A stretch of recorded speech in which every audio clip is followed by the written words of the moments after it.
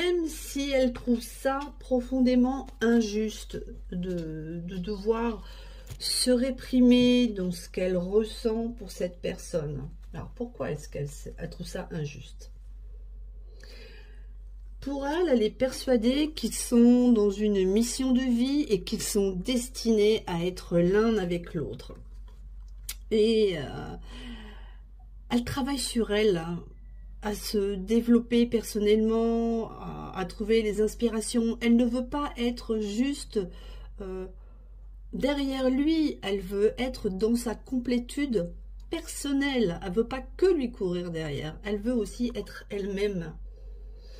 Et en plus, elle est à la recherche d'une vérité parce que la trahison qu'elle a subie par lui, ou elle, faite en fonction de la personne en face de vous dans votre situation, bien sûr, elle l'a vécue d'une manière très brutale et elle est sceptique vis-à-vis de son retournement de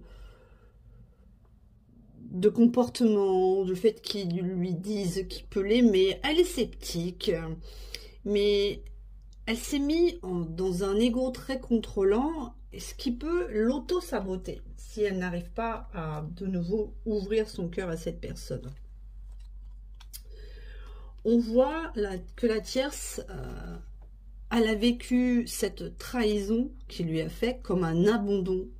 Ça l'a blessée, elle a tendance maintenant un petit peu à se victimiser et à repousser l'amour de sa vie. Elle risque de repousser votre autre s'il revient vers elle parce qu'elle sera sceptique, qu'il soit réellement sincère. Le problème est que elle, comme votre autre, ont les mêmes blessures et qu'ils doivent travailler chacun sur leurs blessures s'ils veulent se retrouver.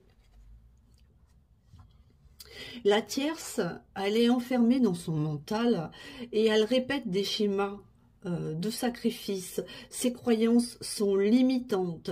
Elle est rongée par les peurs et par